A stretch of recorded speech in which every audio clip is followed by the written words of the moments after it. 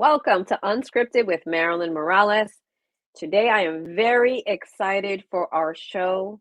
We're going to be talking about the subject of Alzheimer's and dementia. I know a lot of you out there are undergoing that journey yourself. As a nurse, I have a lot of experience with it. So does my next guest. And on a personal note, my mother-in-law suffered from dementia. We just recently lost her a year ago from it.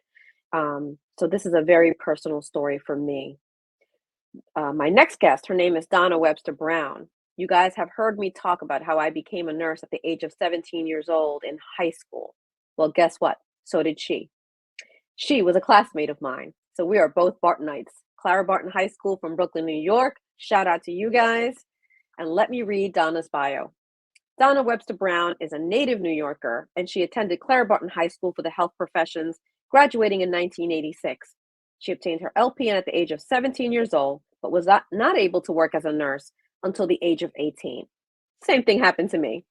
She moved with her family to North Carolina in 1997 and obtained her RN in 2011 from Forsyth Technical Community College and her BSN from Capella University in June of 2020. She is also a wife, mother, and grandmother. She is married to her high school sweetheart Byron in 1999. And together they have 5 children and 4 grandchildren and one on the way. And I hear very, very soon, next couple of weeks. And she loves them all dearly. We're going to talk about more about what she does in her history, but let's welcome Donna to the show. Hello, my friend. Hello and good morning. So good to see you. Isn't this exciting? So many years, right? We haven't seen each other. I think since graduation. I remember, oh my gosh, having our graduation was in Madison Square Garden. I remember that. And it does feel like it was yesterday. I remember exactly what I was wearing and everything. Isn't that crazy? Plus, we have the horrible pictures to prove it. Well, yeah, that too. I cringe when I see myself. Oh, you were so beautiful, Marilyn Figueroa. I remember.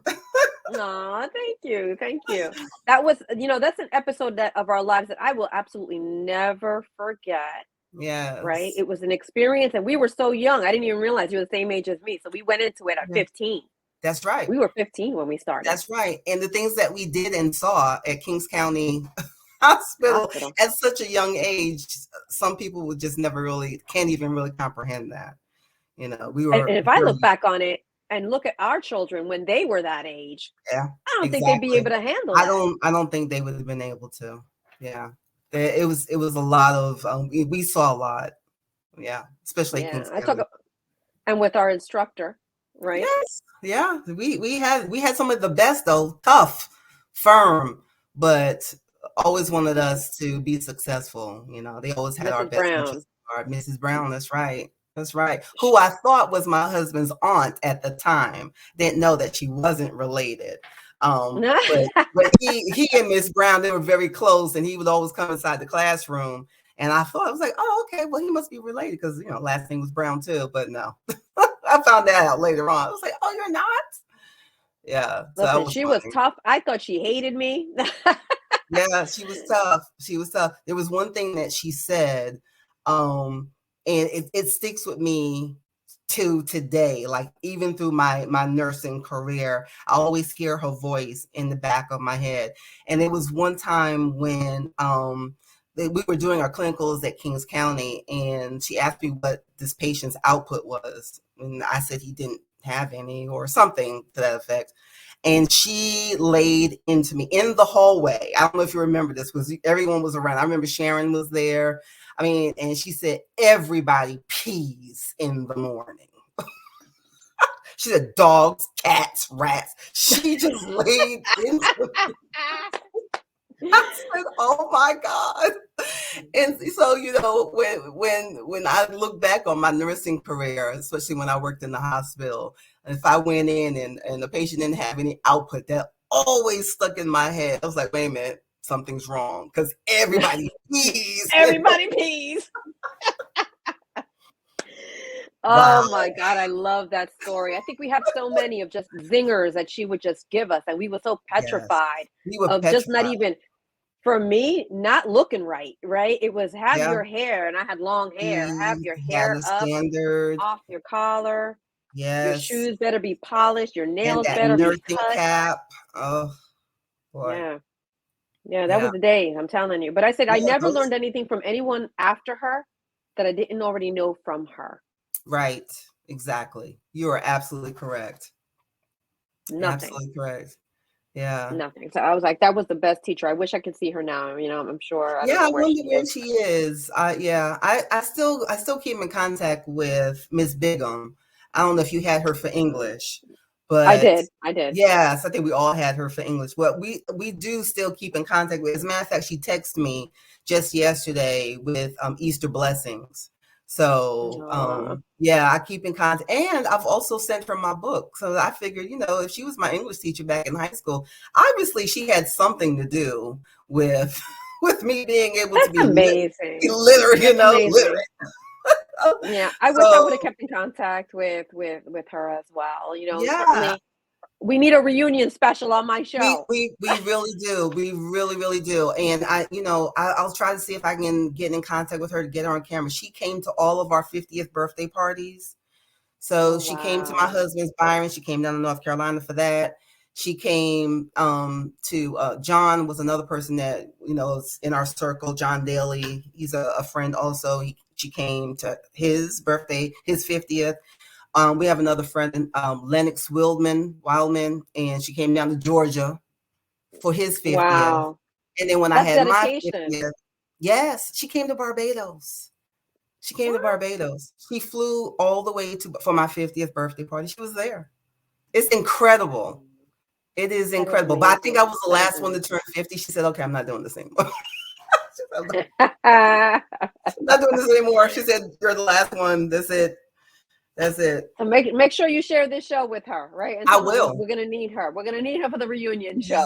Yes, we will. I already got it in my head. I'm definitely going to see if we can get her on there. She's well. She's still doing well. She left New York during COVID just because New York was just, as you know, it was Yeah. just too much, and she kind of like ran scared. So she has family in Baton Rouge, and so she left New York and she went to Louisiana. So that's where she's been for the past 3 years.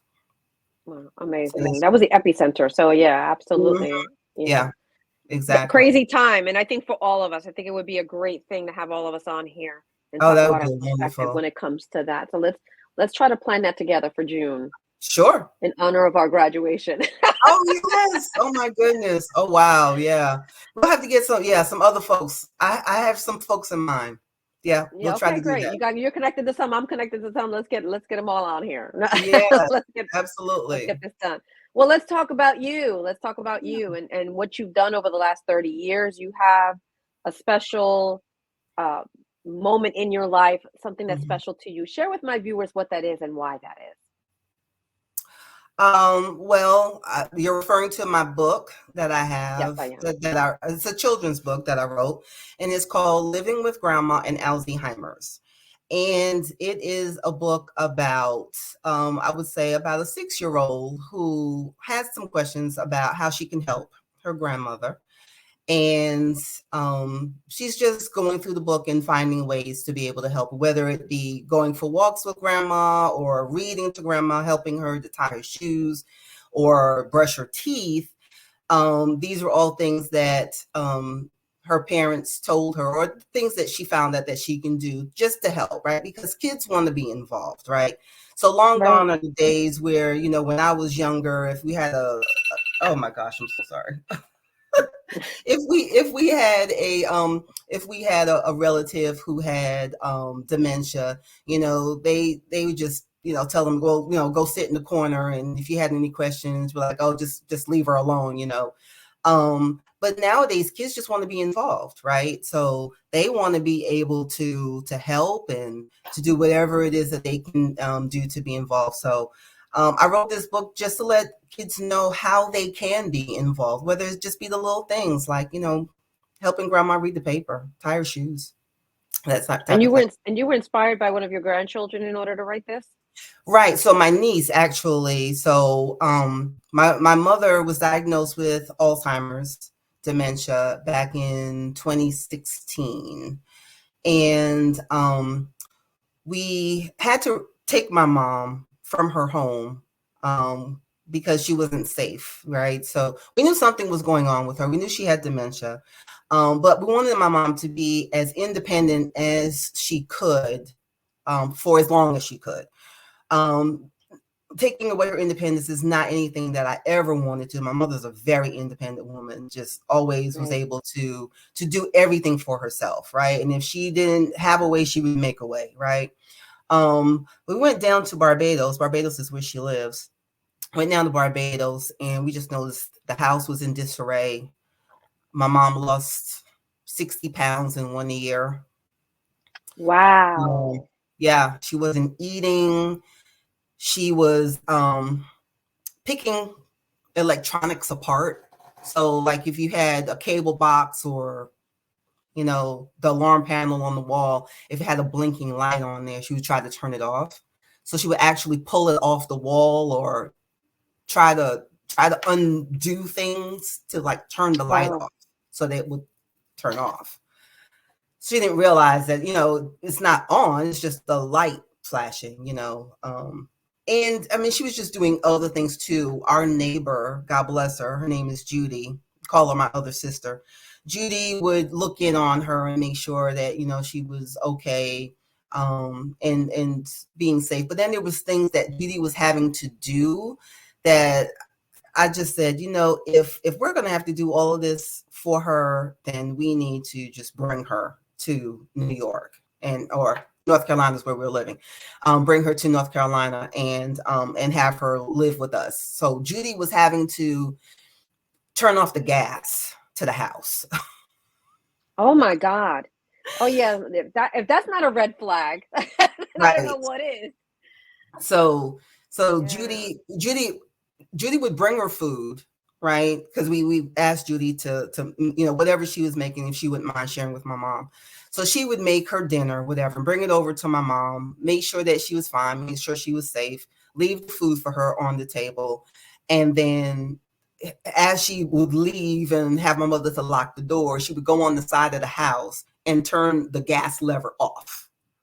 Because my mother would try to turn the gas on, turn the stove on, and whatever was on the stove would burn up. Like, you know, she had a glass kettle and she would put water in there, put it on the stove, light the fire, walk away, totally forget. Forget it. Right. And the gas or the glass kettle would explode. Or she would turn on the water to the sink and forget, and it would overflow and the water would, you know, flood the kitchen The or house. something like Yeah. that. Yeah, it was like a lot of things that were going on. So that became a safety hazard. So it was no longer about her just paying her bills twice, which is what she did, or giving away money to people who, you know, people will try to take advantage of, you know, the old lady who doesn't remember, right? So they would come over and they, you know, give her some type of story. And my mother is always a giving person, and she would give you her last dime. And she would just, you know, look for money to give to. So-and-so needs $1. And she would just tear up the whole house looking for $1 to give to this person. So we had to put some things in place. Like my uncle would take her to the bank and let her withdraw money, because my mom's real old school. So she was that type of person. She had to go to the bank and take out money to pay her bills. Mm-hmm. But then she was losing money. She put money down somewhere and not remember where she put it. So we asked my uncle to get involved. And so he would take her to the bank, but he would just give her, you know, take her around, pay the bills, and then leave her with a little bit, and then hold on to the rest for her. So if she ever need anything, he would have, you know, that and be able to give her what she needed. So it became more than just that, right? So like I said, it's just simple things. And for my viewers who are going through this journey, so there are forgetfulness, right? Money issues, paying bills become difficult. Right. Eating is a big one, right? Because that's right. If you're not eating, which is a survival instinct within all of us, if that's starting to suffer, then that's a sign that this person is not just a regular age-related memory issue, which we all go through. I've walked away from a stove. I've walked away and go, oh my God, I forgot all about it. Yeah. natural stuff, but we recover, you know. They don't, right? A Right. person that's starting to progress through the stages, or that we're identifying as Alzheimer's or as Right. dementia. It's not just a memory issue. It Right. comes along with other symptoms like you mentioned. And Mm-hmm. safety. Once it becomes a Became a safety, safety issue. where you go outside, here's another one, Mhm. right? Going outside and not remembering how to get back. Exactly. Exactly. And the area where my mom lives in Barbados, they all know her. So what was happening was she was walking away, going for a walk in the evenings and not remembering how to get home. So the Yeah. children in the neighborhood, they all knew her and they would walk her back. They would walk her back home. So we had a lot of people that were just looking out for her in her neighborhood in Barbados. But like I said, it just became a safety issue, especially with the gas stove. Right. She was warming up chicken and put it in the microwave, still in the foil, in the aluminum foil. Uh, And yeah. the microwave blew up, and it became a real safety issue. That was the reason why we had to bring her to North Carolina to live with us. And Yeah, of for course, so a lot of people, that's a time when, they always ask, when do I know when it's time to yes. bring mom home, or to take that next step? Because as independent Mhm. as our mothers are, they're very resistant to us helping or moving them out of what they're comfortable in, Right. right? So it's a Exactly. matter of, when do I have to really step in and force the issue? Right. And Exactly. And that was the time. My brother asked that very same question because he wanted to know when will, I'm sorry for the dog. no worries, mine's But probably going to start in a minute too. he asked me that question. He's like, when do we know? That was his question Yeah. to me. When do we know? And I told her, and I told my brother, I was like, well, we'll know, we'll know, because I was always watching and making sure that she was getting certain things done. We didn't know about the weight loss though. We didn't know about the weight loss until we went down there and actually saw her and said, oh my, Oh my what is God. going on here? Right. Because she was very convincing also. We would talk to her on the phone and we're like, hey mom, how you doing? Oh, I'm good, and I did this and I did that and did this and that, and we're like, oh, okay, wow, that's wonderful. Come Hmm. to find out that that's not what was going on. Listen, and you not to know say that it didn't go on at one point. There are good right, days, right. and I have the majority of my career was spent in geriatrics and, Mhm. with memory care. And I know that you also have a big background Yes. in that. And as nurses, it's Hmm. different than Right, when you're dealing with it as a personal. Can you speak on right. that? Because I know I went through it with my mother-in-law. Tell me about you being a nurse and now having to be the daughter. Right. So that was very interesting because I just knew I could do it. I knew I could do it. I've spent more than 10 years in long-term care. And I just knew I was bringing my mom home to North Carolina to take care of her. That's just what I knew. I wasn't going to put Right. her in a nursing home and there was none of that, right? I worked in Right. nursing homes, the best and the worst, and I just knew that's not anything that I was going to do. And so when we brought her to North Carolina, I worked during the day, my sister worked nights, and so we alternated. And my husband, who was retired Forsyth County Sheriff's deputy, he also came in the caregiving role, and he would cook for her, make sure she had her food, drivers, whoever. We just with my sister working nights, she needed to get some sleep.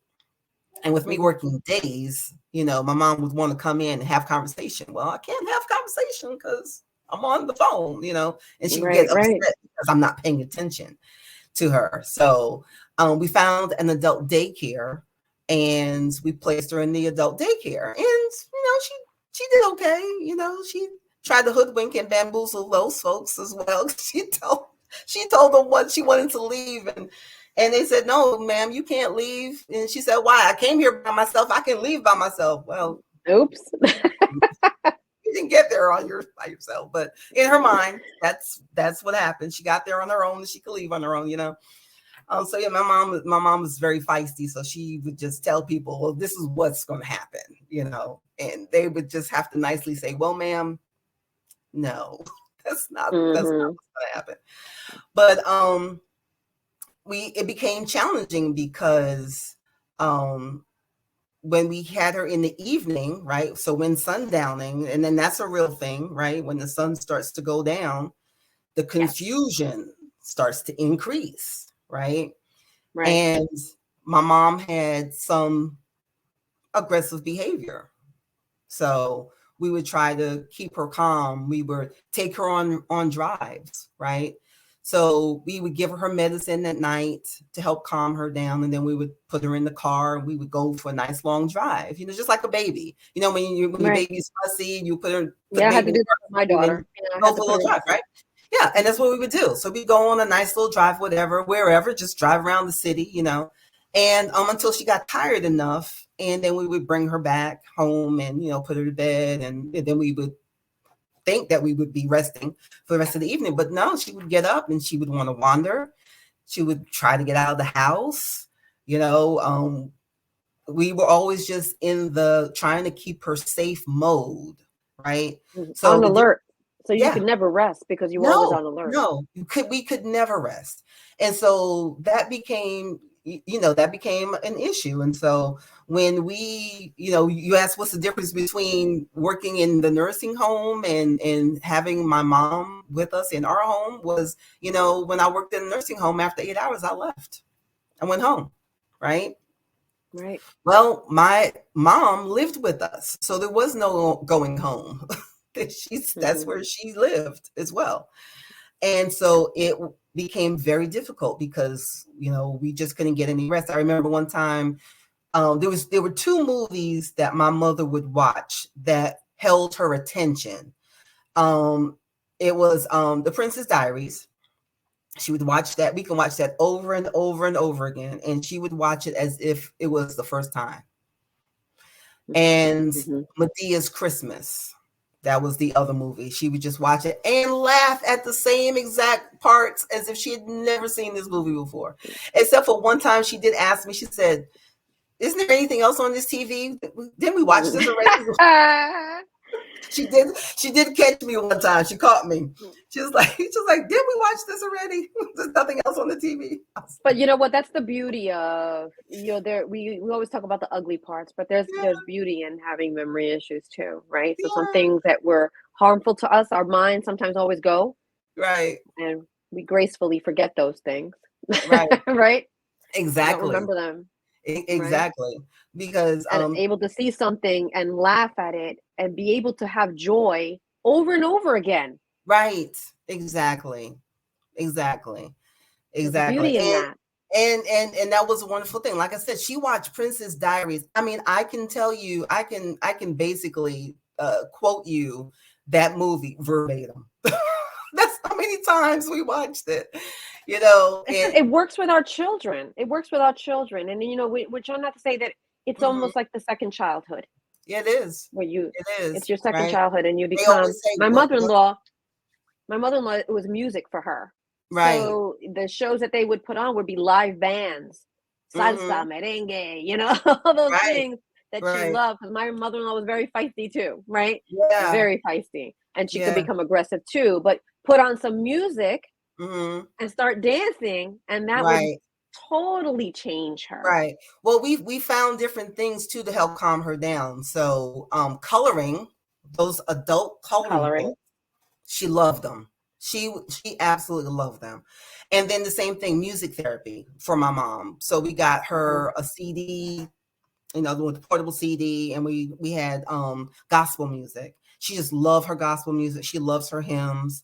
And we would play the music, and as a matter of fact, when we took her back to Barbados, because she was just so agitated, that's one of the things that really calmed her down. We had the CD player with the headset, and we played music over and over, all her gospel, and that really helped us through the very long 4-hour flight to Barbados.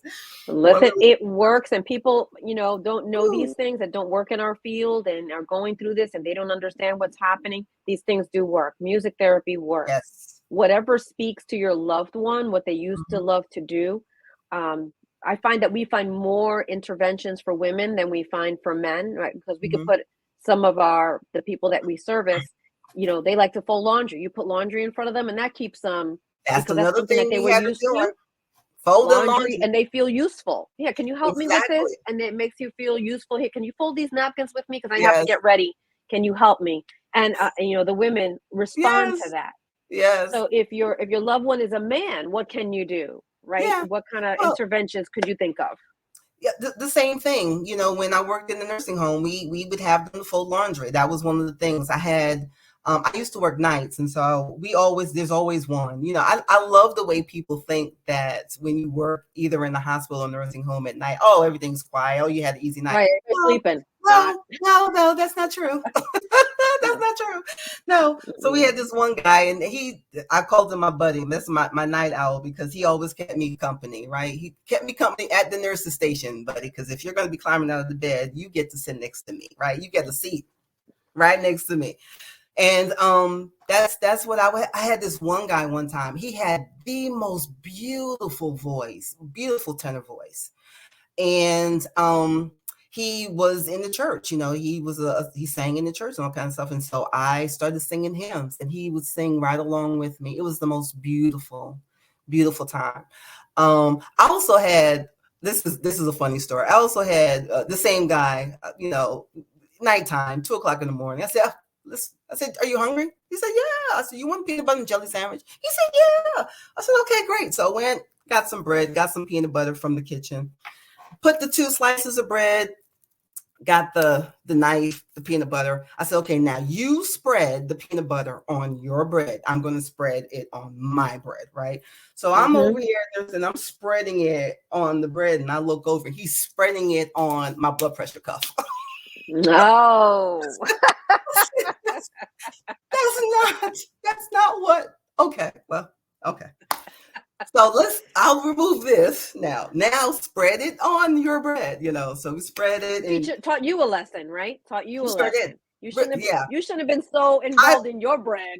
Exactly. Well, I shouldn't have been at the nurse's station, but don't tell anybody. Yeah, they teach us as many lessons, Yes. as we teach them, right? And all these things. So for me, some of the men, like if they were somebody who worked in an office, it's set up a little makeshift office with papers that, they think that they're reviewing. I remember we had a lawyer that we couldn't settle down like that. So we got a bunch of mock papers like that and told him that he needed to help us by reviewing this paperwork. We did that too. We had a preacher one time, and what I used to do is on Wednesday nights, I'd get all the other residents, and we would all sit in a circle, and I would have him preach. He preached the sermon. He preached the sermon. Now this man had Alzheimer's, and he had Lewy body dementia. So he would see things. He hallucinated and would see things. But I tell you what, when I had everyone in the circle, he automatically knew what to do. I didn't even have to tell him. He knew what to do. Instinctual. He knew exactly what that circle meant. We don't lose the essence of ourselves, and what we felt made us useful during our lives is what we will continue to try. Everybody wants to feel useful. Exactly. And that's the key to trying to get them busy or to do something and distracted, is that the person needs to feel useful. Exactly. So then that's trying to find something to do, give them the task. Yes. And like you did. Exactly. And the baby doll also worked also. We bought my mom a baby doll. And because my mom loves babies. Oh, she didn't care whose baby it was. She just loved babies. And she would hold on to that baby. That's what she did. She sat there. Yeah, a lot of women do that as well. So it speaks to our roles, and especially them and their what spoke to them for when they grew up, right? From their lives. That may not work for the next generation, right? That's not going to work. Yeah, we may not know. We don't know, but we'll see. We don't know yet. We don't know yet. It may or may not. We have to figure it out, though. But we have to speak to, what did this person like to do? Right. What made this person feel useful, and gather that information. And if you're the loved one, what do you remember? The songs that you remember when you grew up that your parents played in the home. that's the music that you want to play for Yep. them. Not what speaks to you, but what speaks to them is Exactly. really key and Exactly. important. And that's what we had. Our activities director, she had like a little survey that she would share with the family just to find out what that person's likes were, and then cater what her activities were to, to that person according to what it was that they used to do or like to do. So yeah. Right. There's so much. Guys, we're going to come back. There is so much information about dementia, the different types of dementia, Hmm. that I think that we need to share with people out there that they want to hear. So, Donna, I'm Yes. expecting you back Oh, so we can absolutely. I would continue love to come back. on Love to this come back. journey. Now, how can people get a hold of your book? Because I think that's really key for anyone going through Right. this journey that has young ones in their family. Because, yes, don't shut a child down when they ask the Right. questions, answer them. Absolutely. And this would be a great way to start the conversation. If you don't know how to have it, great way. What's the name of your book again, and how can they get it? Sure. So the name of the book is Living with Grandma and Alzheimer's, and it's Alz, as in the middle name Zheimers. I kind of played off the name Alzheimer's as if Alzheimer's were a person, right? And in the Right. book, it kind of plays off of that as well, right? So the 6-year-old, in her mind, she thinks, her family tells her that grandma is living with Alzheimer's, and she's like, well, okay, well, Alzheimer's must be a person. Is he a person? Alzheimer's, is he a person that's making her, act this way? So Yeah. I just kind of played off the name, a I little love bit. it. I absolutely love it. It's genius. Yeah. It's genius. So Living with Alzheimer's, and it's available on Amazon. Beautiful. And what is the special thing about this book? I know you have a nonprofit. Can you speak to that a little bit? Sure. So my mom is from Barbados and grew up poor, came to this country in 1966 to work. And when she retired, she decided to return home. But one of the things about my mom, because she grew up poor, was she would give you the clothes off of her back. She would give you her last dime. So what we're doing is I created a nonprofit called Lolita Cares. Lolita's my mom. And what the nonprofit is for is to help to provide educational materials to those in need, both here and in Barbados. And Love we're that. working the book actually. The proceeds from the book is actually going towards the nonprofit Lolita Cares, and that's what we have been using to purchase books and pencils, crayons, everything that one would need for school, and shipping them down to Barbados and helping those in Barbados to, kids shouldn't have to worry about where their pens and pencils are coming from, right? The only thing that they really should be focusing on is their lessons for the day, right? And so we're taking that burden off of parents by donating pens, pencils, all kind of educational materials to a school. So the school that we're donating to right now is called Belmont School. That's the school that my mom went to. That was Wow. her primary school. Wow. So, and it's still around. And so we've met with the principal last year, and we're in the process of getting those materials down to her. So we're still working on that, still a work in progress. But Lolita Cares is what is the name of the nonprofit. And that's beautiful. I absolutely love everything about that. And what a legacy to leave behind.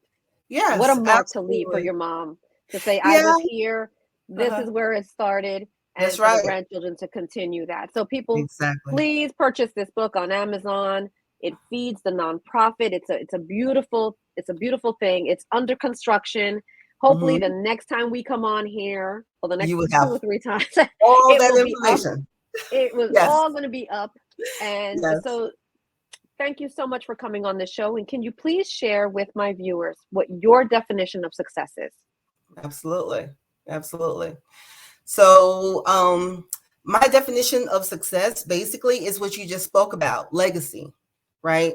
Leaving something on this earth that says I was here, right? Leaving something on this earth where my children can. So, my mom, even though she didn't have a nonprofit, she was very instrumental in making me who I am, right? And my sister Okay. and my brother.